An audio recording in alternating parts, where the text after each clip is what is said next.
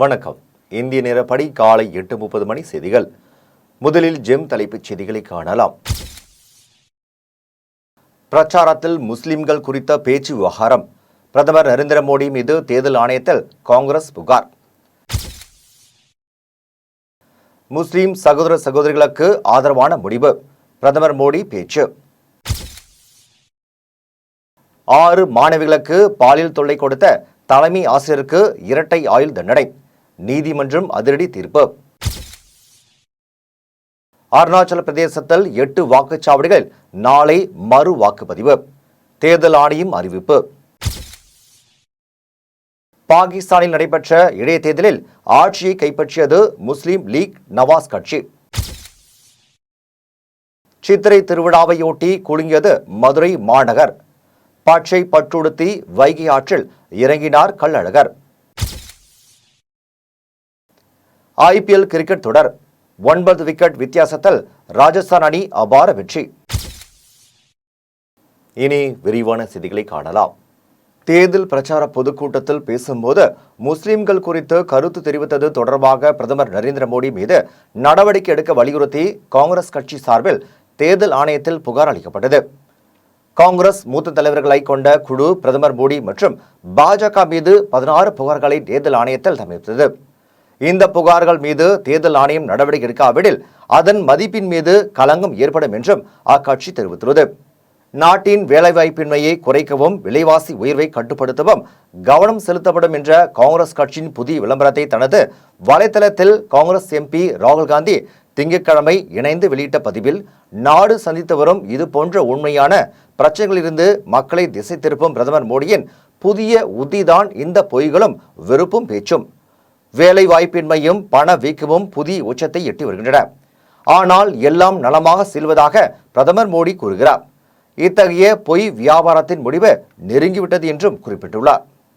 முஸ்லிம் சகோதர சகோதரிகளுக்கு ஆதரவான முடிவு எடுத்துள்ளதாக பிரதமர் மோடி தெரிவித்துள்ளார். உத்தரப்பிரதேசத்தில் 2வது கட்ட தேர்தல் வருகிற 26ஆம் தேதி நடைபெற உள்ளது. இதனை முன்னிட்டு அரசியல் கட்சிகள் தீவிர பிரச்சாரத்தில் ஈடுபட்டு வருகின்றன. இந்நிலையில் அலிகார் நகரில் நடந்த பொது பேரணி ஒன்றில் பிரதமர் மோடி இன்று கலந்து கொண்டார்.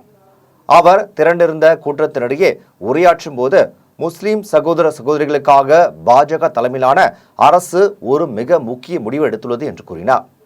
இந்தியாவில் உள்ள எங்களுடைய முஸ்லிம் சகோதர சகோதரிகளுக்கு ஹஜ் ஒதுக்கீட்டை அதிகரிக்கும்படி சவுதி அரேபியா இளவரசிடம் வேண்டுகோளாக கேட்டுக்கொண்டேன் என்றார். அது மட்டுமன்றி ஆயிரக்கணக்கான சகோதரிகளின் ஹஜ் பயணத்திற்கான கனவுகளையும் தன்னுடைய அரசு நிறைவேற்றி உள்ளது என்றார். இதற்காக நான் ஆசீர்வதிக்கப்பட்டவனாக இருக்கிறேன் என்றும் பேசினார். இதற்கு முன் முஸ்லிம் தாய்மார்கள் மற்றும் சகோதரிகள் தனியாக ஹஜ் பயணம் மேற்கொள்ள முடியாத நிலை இருந்தது. ஆனால் இந்த அரசு ஆண்கள் துணையின்றி பெண்கள் ஹஜ் செல்வதற்கு அனுமதி அளித்துள்ளது என்றும் பிரதமர் மோடி பேசியுள்ளார். 6 மாணவிகளுக்கு பாலியல் தொல்லை கொடுத்த தலைமை ஆசிரியருக்கு இரட்டை ஆயுள் தண்டனை விதித்து போக்சோ நீதிமன்றம் அதிரடியாக தீர்ப்பளித்தது. சிவகங்கை மாவட்டம் காளையார்கோவில் அருகே உள்ள கிராமத்தில் ஊராட்சி ஒன்றிய தொடக்கப்பள்ளி உள்ளது. இந்த பள்ளியின் தலைமை ஆசிரியராக கடந்த 2015ஆம் ஆண்டு முருகன் என்பவர் பணிபுரிந்தார். ஏப்ரல் மாதம் அந்த பள்ளிக்கூடத்தில் 4ஆம் வகுப்பு 5ஆம் வகுப்பு படித்த 6 மாணவிகளுக்கு பாலியல் தொல்லை கொடுத்துள்ளார். இது தொடர்பாக பாதிக்கப்பட்ட ஒரு மாணவியின் பாட்டி சிவகங்கையில் உள்ள அனைத்து மகளிர் போலீசில் புகார் செய்தார். இந்த வழக்கின் விசாரணை சிவகங்கையில் உள்ள போக்சோ சிறப்பு நீதிமன்றத்தில் நடைபெற்றது. வழக்கை விசாரணை செய்த நீதிபதி சரத் ராஜ் குற்றம் சாட்டப்பட்ட தலைமை ஆசிரியர் முருகனுக்கு இரட்டை ஆயுள் தண்டனையும் ஒவ்வொரு மாணவிக்கும் பாலியல் தொல்லை கொடுத்தது, தீண்டாமை ஆகிய குற்றங்களுக்கு என தனியாக 47 ஆண்டு சிறை தண்டனையும் 69,000 ரூபாயும் அபராதமும் விதித்து தீர்ப்பு கூறினார். மேலும் தண்டனையை ஏககாலத்தில் அனுபவிக்கும் உத்தரவிட்டார். அத்துடன் பாதிக்கப்பட்ட 6 மாணவிகளுக்கும் தமிழக அரசு இழப்பீடாக 29 லட்சம் வழங்கவும் நீதிபதி உத்தரவிட்டார். அருணாச்சல பிரதேசத்தில் 8 வாக்குச்சாவடிகளில் நாளை மறுவாக்குப்பதிவு நடத்தப்படும் என தேர்தல் ஆணையம் அறிவித்துள்ளது. அருணாச்சல பிரதேசத்தில் கடந்த 19ஆம் தேதி நடந்த நாடாளுமன்ற முதற்கட்ட தேர்தலுடன் சட்டசபைக்கும் வாக்குப்பதிவு நடைபெற்றது. இதில் சில வாக்குச்சாவடிகளில் வன்முறை சம்பவங்கள் அரங்கேறின. மேலும் சில வாக்குச்சாவடிகளில் மின்னணு வாக்குப்பதிவு எந்திரங்கள் சேதமடைந்தன. இவ்வாறு 8 வாக்குச்சாவடிகள் நடந்த தேர்தலை செல்லாது என தேர்தல் ஆணையம் அறிவித்துள்ளது. மேலும் அந்த வாக்குச்சாவடிகளில் நாளை காலை 6 மணி முதல் பிற்பகல் 2 மணி வரை மறு வாக்குப்பதிவு நடத்தப்படும் என அறிவித்துள்ளது. பாகிஸ்தானில் நடைபெற்ற இடைத்தேர்தலில் கூட்டணி கட்சி ஆதரவுடன் முஸ்லீம் லீக் நவாஸ் கட்சி ஆட்சியை கைப்பற்றியது. பாகிஸ்தானில் கடந்த பிப்ரவரி 8ஆம் தேதி நாடு முழுவதும் பொதுத் தேர்தல் நடைபெற்றது. இதில் எந்த கட்சிக்கும் பெரும்பான்மை கிடைக்கவில்லை. இதனையடுத்து கூட்டணி கட்சி ஆதரவுடன் பாகிஸ்தான் முஸ்லீம் லீக் நவாஸ் கட்சி ஆட்சியை கைப்பற்றியது. அதன்படி முன்னாள் பிரதமர் நவாஸ் ஷெரீப்பின் சகோதரர் ஷபாஸ் ஷெரீப் பிரதமராக தேர்ந்தெடுக்கப்பட்டார். ஆனால் தேர்தலில் மோசடி செய்யப்பட்டதாக எதிர்க்கட்சிகள் குற்றம் சாட்டின. இதனையடுத்து பலுசிஸ்தான், பஞ்சாப் உள்ளிட்ட மாகாணங்களில் காலியாக உள்ள 21 தொகுதிகளுக்கும் இடைத்தேர்தலை நடத்த தேர்தல் ஆணையம் முடிவு செய்தது. இதனை முன்னிட்டு நாடு முழுவதும் பாதுகாப்புகள் பலப்படுத்தப்பட்டன. எனினும் பஞ்சாப் மாகாணத்தில் உள்ள ஒரு வாக்குச்சாவடியில் அரசியல் கட்சியினர் இடையே மோதல் நடைபெற்றது. இதில் முன்னாள் பிரதமர் நவாஸ் ஷெரீப்பின் ஆதரவாளர் ஒருவர் கொல்லப்பட்டார். இவ்வாறு பல்வேறு குழப்பத்திற்கு மத்தியில் அங்கு தேர்தல் நடந்து முடிந்தது. ஆளுங்கட்சி மீது பல்வேறு அதிருப்தி இருந்ததாக கூறப்படும் நிலையில் இந்த இடைத்தேர்தலில் பல்வேறு தொகுதிகளை அது கைப்பற்றியது. அதன்படி 2 MP தொகுதிகள் உட்பட 12 இடங்களில் ஆளுங்கட்சி வெற்றி பெற்றதாக தகவல் தெரிவிக்கப்பட்டுள்ளது. சித்திரை திருவிழாவையொட்டி பச்சை பட்டுடுத்தி தங்க குதிரை வாகனத்தில் வைகை ஆற்றில் கள்ளழகர் இறங்கினார். மதுரை மாநகர திருவிழாக்களில் சித்திரை திருவிழா உலக புகழ் பெற்றது. வரலாற்று சிறப்புமிக்க இந்த விழாவில் மதுரை மீனாட்சி அம்மன் கோவிலையும் மதுரை அருகே உள்ள அழகர் கோவிலையும் இணைத்து இந்த விழா கடந்த 12ஆம் தேதி மதுரை மீனாட்சி அம்மன் கோவிலில் கொடியேற்றத்துடன் தொடங்கியது. இந்த நிலையில் இன்று அதிகாலை தல்லாக்குளம் கருப்பண்ணசாமி கோவிலுக்கு வந்து தங்க குதிரையில் அமர்ந்தவாறே 1000 பொன் சப்பரத்தில் கள்ளழகர் எழுந்தருளினார். அதன் பின் 3 மணிக்கு வைகை ஆற்றை நோக்கி புறப்பட்டார். இன்று அதிகாலை தங்க குதிரை வாகனத்தில் கள்ளழகர் வைகை ஆற்றில் எழுந்தருளினார். அப்போது பக்தர்கள் கோவிந்தா கோவிந்தா என கோஷம் எழுப்பினர். இதனைத் தொடர்ந்து கள்ளழகர் வைகை ஆற்றில் பக்தர்களுக்கு காட்சி அளிக்கிறார். வைகை ஆற்றில் கள்ளழகர் இறங்கும் அந்த கண்கொள்ளா காட்சியை காண மதுரை, திண்டுக்கல், சிவகங்கை, விருதுநகர், ராமநாதபுரம் மற்றும் தேனி மாவட்டங்கள் உட்பட தமிழகத்தின் பல்வேறு பகுதியில் இருந்தும் பல லட்சம் பக்தர்கள் மதுரை மாநகரில் குவிந்தனர். இதில் ஏராளமான பக்தர்கள் கலந்து கொண்டு தீப்பந்தம் ஏந்தியும் தோலினால் செய்த பைகளில் தண்ணீரை நீரை பீச்சி அடித்தும் நேர்த்திக்கடனை செலுத்தினர். மும்பை அணிக்கு எதிரான ஆட்டத்தில் 9 விக்கெட் வித்தியாசத்தில் ராஜஸ்தான் அணி அபார வெற்றி பெற்றது. IPL தொடரில் நேற்று நடைபெற்ற ஆட்டத்தில் ராஜஸ்தான் ராயல்ஸ் மற்றும் மும்பை இந்தியன்ஸ் அணிகள் மோதின. இதில் டாஸ் வென்ற மும்பை அணி பேட்டிங்கை தேர்வு செய்தது. அதன்படி முதலில் விளையாடிய மும்பை இந்தியன்ஸ் அணி 20 ஓவர் முடிவில் 9 விக்கெட்டுகள் இழந்து 179 ரன்கள் எடுத்தது.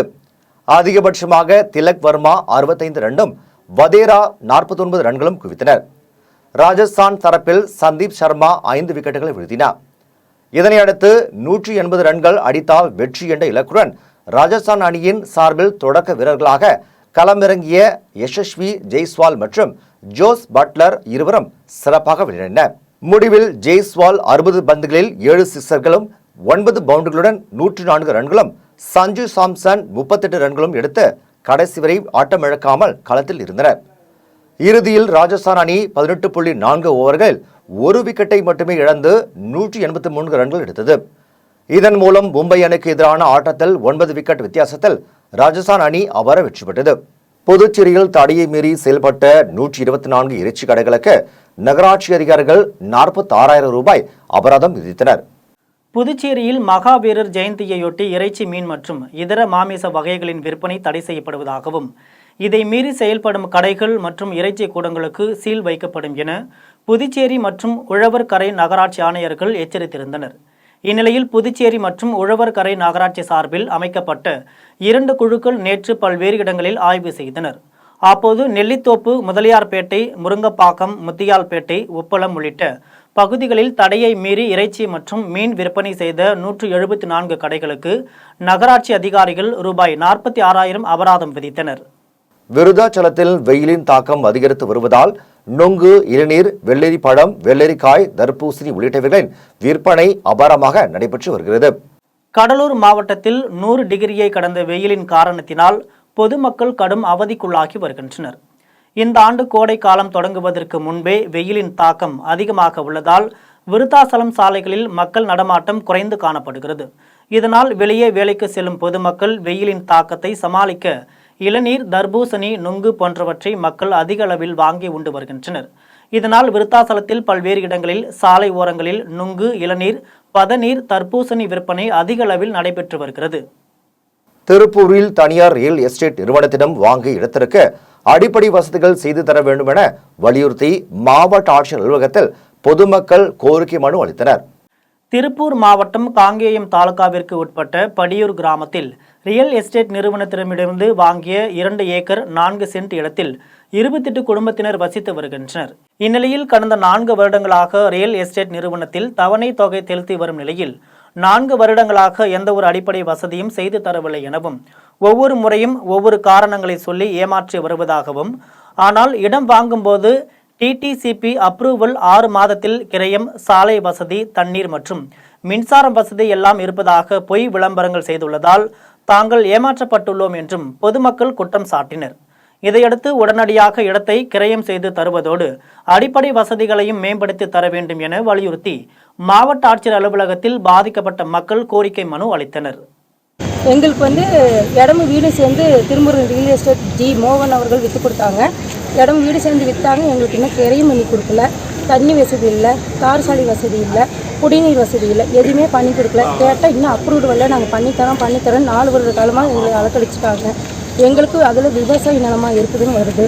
2வது விஜ ஜந்துக்கள் இருக்குது. கரண்ட் இல்லாமல் குழந்தை குட்டிகளை கூட்டிகிட்டு போகிறதுக்கு இருட்டுக்குள்ள ரொம்ப இதாக இருக்குது. எங்களுக்கு அடிப்படை வசதி எங்களுக்கு செஞ்சு கொடுக்கணும். தமிழக கேரள எல்லையான புலியரி வாகன சோதனை சாவடியில் கால்நடை பராமரிப்புத்துறை சார்பில் கண்காணிப்பு தீவிரப்படுத்தப்பட்டுள்ளது. தென்காசி மாவட்டம் தமிழக கேரளா எல்லைப் பகுதியான புளியக்கரை வாகன சோதனை சாவடியில் கால்நடை பராமரிப்புத்துறை சார்பில் சோதனை சாவடி அமைக்கப்பட்டு கண்காணிப்பு பணிகள் தீவிரப்படுத்தப்பட்டுள்ளது. கேரளாவிலிருந்து தமிழகத்திற்குள் நுழையும் அனைத்து வாகனங்களுக்கும் முறையான சோதனைக்கு உட்படுத்தப்பட்ட பிறகே தமிழகத்திற்குள் அனுமதிக்கப்பட்டு வருகிறது. இந்நிலையில் கேரளாவிலிருந்து கோழி, வாத்து உள்ளிட்ட பறவைகள் இனங்கள் ஏற்றிக்கொண்டு வரும் வாகனங்கள் தமிழகத்திற்கு நுழைய தடை விதிக்கப்பட்டுள்ளது. மேலும் கோழிகளை கேரளாவில் இறக்கிவிட்டு மீண்டும் தமிழகம் நோக்கி வரும் வாகனங்கள் முறையான சுத்தமின்றி உள்ளே நுழைந்தால் அந்த வாகனங்களை கேரளாவிற்கு திருப்பி அனுப்பும் பணியும் தீவிரமாக நடைபெற்று வருகிறது.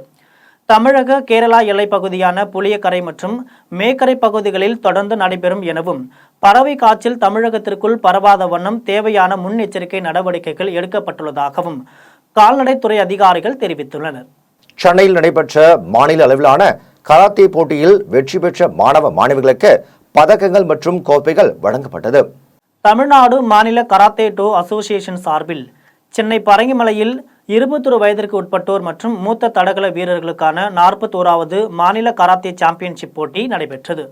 போட்டியில் தமிழகத்திலிருந்து 800 மாணவ மாணவியர் கலந்து கொண்டனர். மேலும் போட்டியில் வெற்றி பெற்ற மாணவ மாணவிகளுக்கு பதக்கங்கள் மற்றும் கோப்பைகள் வழங்கப்பட்டது. இதனையடுத்து வெற்றி பெற்றவர்கள் தமிழ்நாடு மற்றும் இந்தியாவில் உள்ள கராத்தே விளையாட்டின் நலனுக்காக வீரர்கள் மற்றும் பயிற்சியாளர்களுக்கு உதவுமாறு தமிழ்நாடு முதலமைச்சர் ஸ்டாலின் மற்றும் விளையாட்டுத்துறை அமைச்சர் உதயநிதி ஸ்டாலினுக்கு கோரிக்கை வைத்தனர்.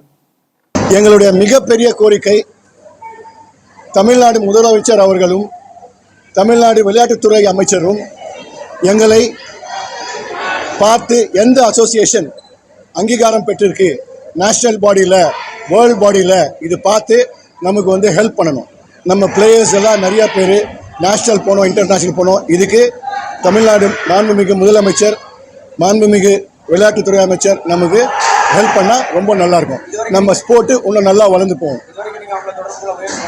ஆமாம், போன வருஷம் நம்ம போயிட்டு தமிழ்நாடு விளையாட்டு அமைச்சரை பார்த்துட்டு நம்ம எல்லாம் ஒரு 200 பேஜ் புக்கு கொடுத்துருக்கோம்.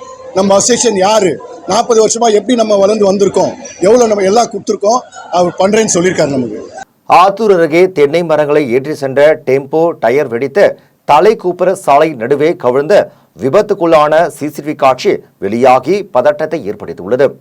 சேலம் மாவட்டம் வாழப்பாடி பேலூர் பகுதியில் விவசாய தோட்டங்களில் உள்ள தென்னை மரங்களை காட்டுக்கூடலூர் பகுதியை சேர்ந்த டெம்போ ஓட்டுநர் வேல்முருகன் என்பவர் டெம்போவில் ஏற்றிக்கொண்டு சேலம் சென்னை தேசிய நெடுஞ்சாலையில் சென்று கொண்டிருந்த போது கொத்தாம்பாடி பேருந்து நிறுத்தம் பகுதியில் திடீரென டெம்போவின் முன்பக்க டயர் வெடித்து டெம்போ தலைக்குப்புற சாலையின் நடுவே கவிழ்ந்து விபத்துக்குள்ளானது. இதையடுத்து பகுதியில் இருந்த பொதுமக்கள் டெம்போவில் சிக்கியிருந்த ஓட்டுநரை மீட்டனர். இந்த விபத்தில் ஓட்டுநர் சிறு காயங்களுடன் அதிர்ஷ்டவசமாக உயிர் தப்பினார். இதனைத் தொடர்ந்து விபத்து குறித்து ஆத்தூர் ஊரக காவல்துறையினர் விசாரணை மேற்கொண்டு வருகின்றனர். புதுச்சேரி பாரதி பூங்கா எதிரே சுற்றுலா பயணிகளின் வசதிக்காக அமைக்கப்பட்டிருந்த சுத்திகரிக்கப்பட்ட குடிநீர் பகுதியில் நீர் வராததால் பொதுமக்கள் அவதி அடைந்தனர். புதுச்சேரி கடற்கரை சாலையில் அருகே அமைந்துள்ள பாரதி பூங்கா ஸ்மார்ட் சிட்டி திட்டத்தின் கீழ் புதுப்பிக்கப்பட்டு நேரு சிலை அருகே சுத்திகரிக்கப்பட்ட குடிநீர் குழாய் அமைக்கப்பட்டது. இந்த குடிநீர் சுத்திகரிப்பு டேங்கில் நகராட்சி மூலம் நீர் ஏற்றப்பட்டு சுற்றுலா பயணிகளின் வசதிக்காக இயக்கப்பட்டு வந்தது. இந்நிலையில் சுத்திகரிக்கப்பட்ட குடிநீர் குழாயில் நீர் ஏற்றாமலும் முறையான பராமரிப்பின்றியும் காணப்படுவதால் பூங்காவிற்கு வரும் பொதுமக்கள் கடும் அவதிக்குள்ளாகின்றனர். இந்த குடிநீர் நிலையத்தை சீரமைத்து பொதுமக்களின் பயன்பாட்டிற்காக மீண்டும் இயக்க வேண்டும் என்றும் நகராட்சி சார்பில் ஒரு நபரை நியமித்து இயக்க வேண்டும் என்றும் சுற்றுலா பயணிகளும் சமூக ஆர்வலர்களும் கோரிக்கை வைத்துள்ளனர். வத்தலகுண்டு அருகே மலையடிவார தோட்டத்தில் நாட்டு வெடி வைத்து காற்று பண்டிகளை வேட்டையாட முயன்றவரை காவல்துறையினர் கைது செய்தனர். திண்டுக்கல் மாவட்டம் வத்தலகுண்டு அருகே ராஜதானி கோட்டை கிராமத்தை சேர்ந்தவர் சீனிவாசன் என்பவர் மலை அடிவாரத்தில் உள்ள தனது தோட்டத்திற்கு சென்றுள்ளார். அப்போது தோட்டத்தின் வேலி அருகே அதே ஊரை சேர்ந்த அமாவாசை என்பவர் நாட்டு வெடிகளை புதைத்து வைத்து காட்டு பன்றிகளை வேட்டையாட காத்திருப்பது தெரிய வந்தது. இதனையடுத்து சீனிவாசன் வீடு வீடு காவல் நிலையத்திற்கு தகவல் அளித்தார். தகவல் அறிந்து சம்பவ இடத்திற்கு வந்த காவல்துறையினர் காட்டு பன்றிகளை வேட்டையாட பயன்படுத்திய நாட்டு வெடிகளை கைப்பற்றி வேட்டையாட முயன்ற அமாவாசையை கைது செய்து நீதிமன்றத்தில் ஆஜர்படுத்தி சிறையில் அடைத்தனர். தேசிய நெடுஞ்சாலையில் அடுத்தடுத்து வந்த கார்கள் ஒன்றன் பின் ஒன்றாக மோதிக்கொண்டு விபத்தில் இருவர் காயமடைந்தனர். கடலூர் மாவட்டம் வேப்பூர் பகுதியில் திருச்சி சென்னை தேசிய நெடுஞ்சாலையில் மேம்பால கட்டுமான பணி நடைபெறுவதால் சர்வீஸ் சாலை வழியாக வாகனங்கள் சென்று வருகிறது. இந்த நிலையில் தேசிய நெடுஞ்சாலையில் வந்து கொண்டிருந்த கார் ஒன்று சர்வீஸ் சாலையில் சென்றபோது திடீரென நின்றுவிட்டது. இதனால் பின்னால் அடுத்தடுத்து அதிவேகமாக வந்த 5 கார்கள் ஒன்றன் பின் ஒன்றாக மோதிக்கொண்டது. இந்த விபத்தில் கார்களில் பயணம் செய்தவர்களில் சரண்யா மற்றும் ராஜேஸ்வரி என்ற 2 பெண்களுக்கு லேசான காயம் ஏற்பட்டுள்ளது. காயம் அடைந்தவர்கள் வேப்பூர் அரசு மருத்துவமனையில் சிகிச்சை பெற்று வருகின்றனர். விபத்து குறித்து வேப்பூர் காவல்துறையினர் விசாரணை நடத்தி வருகின்றனர். திருப்பத்தூர் அருகே சாலையில் சென்று கொண்டிருந்த 2 சக்கர வாகனம் திடீரென தீப்பிடித்து எரிந்த சம்பவம் பரபரப்பை ஏற்படுத்தியுள்ளது. திருப்பத்தூர் மாவட்டம் திருப்பத்தூர் தஞ்சை மாரியம்மன் கோவில் திருப்பகுதியை சேர்ந்த தண்டபாணி என்பவரின் மகன் விஷ்ணு பரதன் என்பவர் சென்னையில் உள்ள லயோலா கல்லூரியில் படித்து வரும் நிலையில் திருப்பத்தூர் பகுதியில் உள்ள தனியார் பெட்ரோல் பங்கில் தன்னுடைய 2 சக்கர வாகனத்திற்கு பெட்ரோல் போட்டுக்கொண்டு திருப்பத்தூரிலிருந்து வாணியம்பாடி செல்லும் சாலையில் சென்று கொண்டிருந்தார். அப்போது திடீரென 2 சக்கர வாகனத்திலிருந்து புகை வருவதை கண்ட விஷ்ணு பரதன் சாலையிலேயே தனது 2 சக்கர வாகனத்தை நிறுத்திவிட்டு தூரமாக சென்று விட்டார். அதன் பின்னர் இது குறித்து உடனடியாக திருப்பத்தூர் தீயணைப்பு துறையினருக்கு தகவல் தெரிவித்தார். தகவலின் பேரில் சம்பவ இடத்திற்கு விரைந்து வருவதற்குள் 2 சக்கர வாகனம் முழுமையாக எரிந்து எலும்புக்கூடு போல் ஆனது. அதன் பின்னர் தீயணைப்பு துறையினர் தண்ணீர் பீச்சி அடித்து தீயை அணைத்தனர்.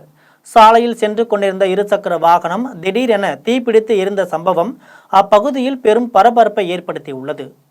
அம்மிய நாயக்கனூரில் அமைந்துள்ள ஸ்ரீ முத்துமாரியம்மன் திருக்கோவிலின் பங்குனி உத்திர திருவிழாவில் தேவேந்திர குல வேளாளர் சமூகத்திற்கு சம உரிமையும் மண்டபடியும் வழங்க கோரி இந்து அறநிலைத்துறை அதிகாரியிடம் தேவேந்திர குல வேளாளர்கள் மனு அளித்தனர். திண்டுக்கல் மாவட்டம் நிலக்கோட்டையை அடுத்த அம்மைய நாயக்கனூரில் இந்து சமய அறநிலைத்துறைக்கு பாதியப்பட்ட நூற்றாண்டு பழமை வாய்ந்த பிரசித்தி பெற்ற ஸ்ரீ முத்துமாரியம்மன் திருக்கோவில் அமைந்துள்ளது. இக்கோவிலில் 2 ஆண்டுகளுக்கு ஒருமுறை பங்குனி உத்திர திருவிழா 10 நாட்கள் நடைபெற்று வருகிறது. விழாவில் ஒவ்வொரு சமூகத்திற்கும் தனித்தனியாக மண்டகப்பட்டி வழங்கப்பட்டு வருகிறது. இந்நிலையில் பகுதியில் அதிகமாக வசித்து வரும் தேவேந்திர குல வேளாளர்களுக்கு திருவிழாவின் போது உரிய பங்களிப்பும் மண்டகப்படியும் வழங்க வேண்டும் என வலியுறுத்தி தொகுதி கிராம கமிட்டியினர், ஊர் முக்கியஸ்தர்கள், கிராம பொதுமக்கள் சார்பில் நிலக்கோட்டை இந்து சமய அறநிலைத்துறை அலுவலகத்தில் மண்டல ஆணையர்களிடம் தேவேந்திர குல வேளாளர் சமூகத்தினர் கோரிக்கை மனு அளித்தனர். போதிய மழை பொழிவு இல்லாததால் மாங்காய் வரத்து குறைவாக உள்ளதாகவும் விலையும் அதிகரித்துள்ளதாகவும் மாம்பழ வியாபாரிகள் வேதனை தெரிவித்துள்ளனர். தமிழகம், கேரளா, ஆந்திரா, கர்நாடகாவிலிருந்து வரக்கூடிய மாங்காய் மற்றும் மாம்பழங்கள் கோவை, உக்கடம், புல்லுக்காடு பகுதியில் உள்ள பழமண்டிக்கு வருகிறது.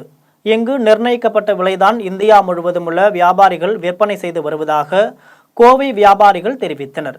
இந்நிலையில் போதிய மழை பொழிவு இல்லாததால் இந்த ஆண்டு மாங்காய் வரத்து குறைவாக வருவதாலும் மாம்பழத்தின் விலை அதிகரித்துள்ளதாலும் வியாபாரிகள் வேதனை அடைந்துள்ளனர். மேலும் தற்போது மார்க்கெட்டில் மொத்தமாக 60 லட்சம் முதல் 80 லட்சம் வரை மாம்பழம் விற்பனையாகி வருவதாக பழமண்டி வியாபாரிகள் தெரிவித்துள்ளனர். கோவை மாவட்டத்தை பொறுத்தளவுக்கு இதுதான் மார்க்கெட் ஆகுதுன்னு ரொம்ப பேருக்கு தெரியாது. கோயம்புத்தூரை பொறுத்தளவுக்கு மார்க்கெட் பல ஊர்களிலிருந்து கோயம்புத்தூருக்கு வருது மாம்பழம். இங்கேருந்து தான் மார்க்கெட் ஆகுது, தவிர மற்ற ஊர்களில் எல்லாம் பஜார் ஆகாது. நம்ம ஊரில் வைக்கிற நிலவரம் தான் ஏகதேசம் இந்தியா முழுவதும் விலையாக நிர்ணயிக்கக்கூடிய ஒரு பகுதி தான் கோயம்புத்தூர். கோயம்புத்தூருக்கு வர்றது கேரளா, ஆந்திரா, கர்நாடகா, இப்போ தமிழகம் முழுவதிலும் இருந்து எல்லா மாநிலங்களிலிருந்து இங்கே மாங்காய் வரும். இங்கே தான் விலையே இன்ன மாங்காய்க்கு இன்ன விலைன்னு நிர்ணயிக்கப்படுது. போடி நாயக்கனூரில் உரிய அனுமதியின்றி சட்டவிரோதமாக வீட்டில் நாட்டு துப்பாக்கி வைத்திருந்த நபரை காவல்துறையினர் கைது செய்தனர். தேனி மாவட்டம் போடி நாயக்கனூர் புதூர் ரயில்வே லைன் பகுதியில் வசித்து வரும் கார்த்திக் என்பவர் உரிய அனுமதியின்றி நாட்டு ரக துப்பாக்கி வைத்திருப்பதாக ரகசிய தகவல் கிடைத்தது. தகவலின் அடிப்படையில் மாவட்ட காவல்துறை கண்காணிப்பாளர் உத்தரவின்படி குற்றத்தடுப்பு பிரிவு சிறப்பு காவல்துறையினர் கார்த்திக் வீட்டில் ஆய்வு செய்தனர். ஆய்வில் நாட்டு ரக துப்பாக்கி ஒன்று இருப்பது கண்டறியப்பட்டது. இது குறித்து கார்த்திக்கை போடி நகர் காவல் நிலையத்திற்கு அழைத்து சென்று விசாரணை செய்தனர். விசாரணையில் அந்த துப்பாக்கி பலூன் சுடும் ஏர்கன் துப்பாக்கி என்றும் வேட்டையாடுவதற்கு வசதியாக அதன் குழல்களை மாற்றி வைத்திருப்பதாகவும் கார்த்திக் தெரிவித்தார். மேலும் உரிய அனுமதியின்றி சட்டவிரோதமாக துப்பாக்கி வைத்ததாக கூறி கார்த்திக் மீது காவல்துறையினர் வழக்கு பதிவு செய்து சிறையில் அடைத்தனர். ஈரோடு மாவட்டம் பவானியில் கொளுத்தும் வெயிலில் பொதுமக்களுக்கு வெப்பத்தை தணிக்கும் விதமாக பல்வேறு இயற்கை பானங்களை வியாபாரிகள் வழங்கினர். தமிழகத்திலேயே ஈரோடு மாவட்டத்தில் கடந்த சில நாட்களாக அதிகப்படியாக 109 டிகிரி வரை வெயிலின் தாக்கம் அதிகரித்துள்ளது. இந்த நிலையில் பல்வேறு சமூக ஆர்வலர்கள் மற்றும் சமூக அமைப்புகள் பொதுமக்கள் வெப்பத்திலிருந்து சற்று குளிர்ச்சி அடைய நீர்மோர் மற்றும் ஜூஸ் உள்ளிட்டவற்றை வழங்கினர். இந்த நிலையில் ஈரோடு மாவட்டம் பவானி புதிய பேருந்து நிலையத்தில் வியாபாரிகள் புது முயற்சியாக பேருந்து நிலையத்திற்கு வரும் பொதுமக்களுக்கு இளநீர், பனை, நுங்கு, தர்பூசணி மற்றும் எலுமிச்சை ஜூஸ் என இயற்கை நிறைந்த பானங்களை கொடுத்து பொதுமக்களை குளிர்ச்சி அடைய செய்தனர். இந்த நிகழ்வு பொதுமக்கள் மத்தியில் நல்ல வரவேற்பையும் பாராட்டையும் பெற்றுள்ளது. தூத்துக்குடியில் நாடாளுமன்ற தேர்தலுக்கான வாக்கு எண்ணும் மையத்தில் பாதுகாப்பு பணியில் ஈடுபடுவதற்கு இருசக்கர வாகனத்தில் சென்ற பெண் காவலர்கள் 2 சாலை விபத்தில் படுகாயமடைந்து சிகிச்சைக்காக தூத்துக்குடி அரசு மருத்துவமனையில் அனுமதிக்கப்பட்டனர். கோவில்பட்டி அனைத்து மகளிர் காவல் நிலையத்தில் பழனியம்மான் என்பவரும், கோவில்பட்டி மேற்கு காவல் நிலையத்தில் காவலராக அனுஷியா என்பவரும் பணியாற்றி வருகின்றனர். இந்நிலையில் நாடாளுமன்ற தேர்தலின் போது தூத்துக்குடி வஉசி அரசு பொறியியல் கல்லூரியில் அமைக்கப்பட்டிருந்த வாக்கு எண்ணும் மையத்தில் பாதுகாப்பு பணியில் ஈடுபட்டுவதற்கு கோவில்பட்டியிலிருந்து இருசக்கர வாகனத்தில் பழனியம்மாள், அனுஷியா இருவரும் சென்றனர். இருசக்கர வாகனம் தூத்துக்குடி மதுரை 4 வழி சாலையில் ஜெகவீர பாண்டியாபுரம் அருகே வந்தபோது முன்னால் சென்ற தண்ணீர் லாரி மீது மோதி விபத்துக்குள்ளானது. இந்த விபத்தில் நிலை தடுமாறி கீழே விழுந்த இருவரும் பலத்த காயமடைந்தனர். அங்கிருந்தவர்கள் இருவரையும் மீட்டு 108 ஆம்புலன்ஸ் மூலம் தூத்துக்குடி அரசு மருத்துவக் கல்லூரி மருத்துவமனைக்கு சிகிச்சைக்காக அனுப்பி வைத்தனர். அங்கு இருவரும் அவசர சிகிச்சை பிரிவில் சேர்க்கப்பட்டு சிகிச்சை பெற்று வருகின்றனர். இவர்களை மாவட்ட காவல்துறை கண்காணிப்பாளர் பாலாஜி சரவணன் சந்தித்து அவர்களுக்கு அளிக்கப்படும் மருத்துவ சிகிச்சைகள் குறித்து கேட்டறிந்து நலம் விசாரித்தார். மேலும் இந்த விபத்து சம்பவம் தொடர்பாக காவல்துறையினர் விசாரணை நடத்தி வருகின்றனர். ஓமலூர் அருகே சேலத்திலிருந்து சென்னை செல்லும் ரயில்வே பாதையில் ஆண் சடலம் ஒன்று பல துண்டுகளாக சிதறி கிடந்ததால் அப்பகுதியில் பரபரப்பு ஏற்பட்டது. சேலத்திலிருந்து கருப்பூர், தின்னப்பட்டி, ஜோலார்பேட்டை வழியாக சென்னை செல்லும் பிரதான ரயில்வே பாதையில் ஆண் சடலம் ஒன்று பல துண்டுகளாக சுமார் 500 அடி தூரம் வரை சிதறி கிடந்தது. இதனால் இறந்தவர் யார், எந்த ஊரை சேர்ந்தவர் என்பது குறித்து அடையாளம் தெரியவில்லை. இது குறித்து சேலம் ரயில்வே காவல்துறையினர் தகவல் அளிக்கப்பட்டது. தகவலின் அடிப்படையில் சம்பவ இடத்திற்கு வந்த சேலம் ரயில்வே காவல்துறையினர் இறந்தவரின் அணிந்திருந்த ஆடையில் ஏதாவது ஐடி கார்டு இருக்கின்றதா என சோதனை செய்தனர். இதனையடுத்து சடலத்தை மீட்டு பிரேத பரிசோதனைக்காக சேலம் அரசு மருத்துவமனைக்கு அனுப்பி வைத்தனர். இந்த சம்பவம் குறித்து காவல்துறையினர் வழக்கு பதிவு செய்து பல கோணங்களில் விசாரணை நடத்தி வருகின்றனர். நாகர்கோவில் தம்பத்து கோணம் அடுத்த தாராவிளை பகுதியில் தென்னந்தோப்பில் இரத்த காயங்களுடன் முதியவர் இறந்து கிடந்த சம்பவம் அப்பகுதியில் சோகத்தை ஏற்படுத்தியுள்ளது. கன்னியாகுமரி மாவட்டம் ராஜாக்கமங்கலம் அடுத்த தாராவிளை பகுதியை சேர்ந்த வைகுண்ட மணி என்பவருக்கும் அருகில் உள்ள தென்னந்தோப்பு உரிமையாளருக்கும் தென்னை ஓலை எடுப்பது சம்பந்தமாக ஏற்பட்ட தகராறில் முன்விரோதம் இருந்து வந்தது. இந்நிலையில் தோப்பிற்கு சென்ற வைகுண்டமணி வீடு திரும்பாத காரணத்தால் மகன் தென்னந்தோப்பிற்கு சென்று பார்த்துள்ளனர். அங்கு வைகுண்டமணி இரத்த காயங்களுடன் இறந்து கிடப்பதை பார்த்து அதிர்ச்சியடைந்தார். உடனே மகன் ராஜாக்கமங்கலம் காவல் நிலையத்திற்கு தகவல் அளித்துள்ளார். தகவலின் பெயரில் சம்பவ இடத்திற்கு வந்த ராஜாக்கமங்கலம் காவல்துறையினர் உடலை கைப்பற்றி பிரேத பரிசோதனைக்காக ஆசாரிப்பள்ளம் மருத்துவக் கல்லூரி மருத்துவமனைக்கு அனுப்பி வைத்தனர். மேலும் இது குறித்து வழக்கு பதிவு செய்து விசாரணை நடத்தி வருகின்றனர். பங்குனி உத்தரத்தை முன்னிட்டு தமிழகத்தில் பல்வேறு இடங்களில் நடைபெற்ற ஆன்மீக நிகழ்வுகளை தற்போது காணலாம். சேதராப்பட்டு பகுதியில் அமைந்துள்ள ஸ்ரீ கற்பக விநாயகர் திருக்கோவிலின் மகா கும்பாபிஷேக விழா வெகு விமர்சையாக நடைபெற்றது. விழாவின் முன்னதாக 2ஆம் கால யாகசாலை பூஜைகள் தொடங்கியது. அதனைத் தொடர்ந்து பிம்பசுத்தி, ரக்ஷாபந்தனம், நாடி சந்தானம், தத்துவார் சலை, யாத்ராதனம், கலசம் புறப்பாடு நிகழ்ச்சி நடைபெற்றது. அதன் பின்னர் சிவாச்சாரியர்கள் யாகத்தில் பூஜிக்கப்பட்ட புனித நீரை கற்பக விநாயகர் மற்றும் பரிவார தெய்வங்களுக்கு ஊற்றி கும்பாபிஷேகத்தை சிறப்பாக நடத்தினர். அதன் பின்னர் கோவிலில் திரண்டிருந்த பக்தர்கள் மீது புனித நீரை தெளித்தனர். விழாவில் முன்னாள் சட்டமன்ற உறுப்பினர் தீபாய்தான் கலந்து கொண்டு ஆலயத்திற்கு நன்கொடை வழங்கினார். அதன் பின்னர் பக்தர்கள் அனைவருக்கும் அன்னதானம் வழங்கப்பட்டது. புதுச்சேரி மாநிலம் வில்லியனூர் பகுதியில் உள்ள திரிபுர சுந்தரி உடனுரை திருவேணீஸ்வரர் ஆலயத்தில் பிரதோஷ வழிபாடு சிறப்பாக நடைபெற்றது. இதில் சுவாமிக்கு பால், தயிர், இளநீர் உள்ளிட்ட பல்வேறு திரவியங்களால் சிறப்பு அபிஷேகம் செய்யப்பட்டது. இதனைத் தொடர்ந்து சுவாமிக்கு மகா தீப ஆராதனை காண்பிக்கப்பட்டது. இதில் திரளான பக்தர்கள் கலந்து கொண்டு சுவாமி தரிசனம் செய்தனர். இதனைத் தொடர்ந்து பிரதோஷ நாயக்கர் உட்பிரகாரம் வலம் வருதல் நிகழ்ச்சி நடைபெற்றது. இதில் பக்தர்கள் திரளானோர் கலந்து கொண்டனர். புதுச்சேரி மாநிலம் ஒதியம்பட்டு கிராமத்தில் உள்ள சத்குரு மகான் வண்ணார பரதேசி சுவாமிகள் சித்தர் ஆலயத்தில் பிரதோஷத்தை முன்னிட்டு மகானுக்கு பால், தயிர், இளநீர் உள்ளிட்ட பல்வேறு திரவியங்களால் சிறப்பு அபிஷேகங்கள் நடைபெற்றது. அதன் பின்னர் சத்குரு மகான் சிறப்பு அலங்காரம் செய்யப்பட்டு தீப ஆராதனை நடைபெற்றது. இதில் சுற்று வட்டார பகுதியை சேர்ந்த திரளான பக்தர்கள் கலந்து கொண்டு சாமி தரிசனம் செய்தனர். பின்னர் அனைவருக்கும் அன்னதானம் வழங்கப்பட்டது. திருவள்ளூர் மாவட்டம் சோழவரம் பகுதியில் உள்ள செல்வ விநாயகர் கோவிலில் மகா கும்பாபிஷேகம் சிறப்பாக நடைபெற்றது. முன்னதாக கோ பூஜை, சூரிய பூஜை, ஏககால யாகசாலை பூஜைகள், மகா பூர்ணாகதி உள்ளிட்டவை நடைபெற்றது. இதனைத் தொடர்ந்து புனித நீர் அடங்கிய கலசங்களை மங்கள வாத்தியம் முழங்க விமான கோபுரம், மூலவர் உள்ளிட்டவைகளுக்கு ஊற்றி மகா கும்பாபிஷேகம் நடைபெற்றது. இதையடுத்து உற்சவர் வான வேடிக்கையுடன் திருவீதி உலாவரும் நிகழ்ச்சி நடைபெறுகிறது. பின்னர் அனைவருக்கும் அன்னதானம் வழங்கப்பட்டது.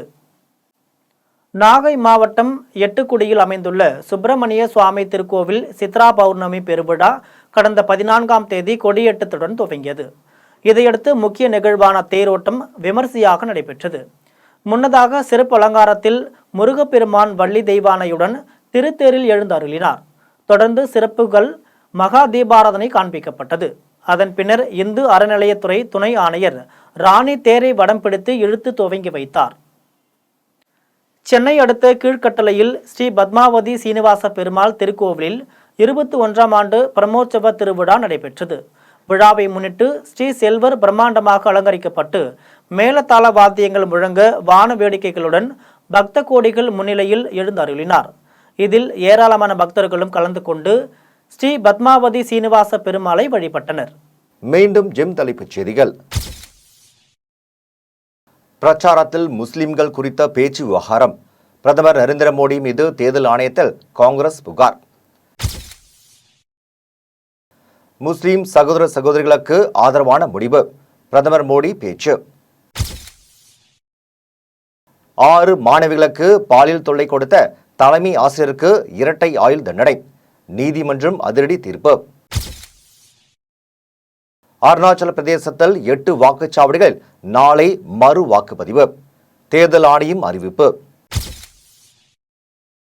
பாகிஸ்தானில் நடைபெற்ற இடைத்தேர்தலில் ஆட்சியை கைப்பற்றியது முஸ்லிம் லீக் நவாஸ் கட்சி. சித்திரை திருவிழாவையொட்டி குலுங்கியது மதுரை மாநகர். பச்சை பட்டுடுத்தி வைகை ஆற்றில் இறங்கினார் கள்ளழகர். ஐபிஎல் கிரிக்கெட் தொடர் 9 விக்கெட் வித்தியாசத்தில் ராஜஸ்தான் அணி அபார வெற்றி. இத்துடன் செய்திகள் நிறைவடைகின்றன. மீண்டும் செய்திகள் மதியம் 1:30 மணிக்கு. உடனுக்குடன் செய்திகளை காண GemLive.tv என்ற இணையதளத்தில் இணைந்திருங்கள். நன்றி, வணக்கம்.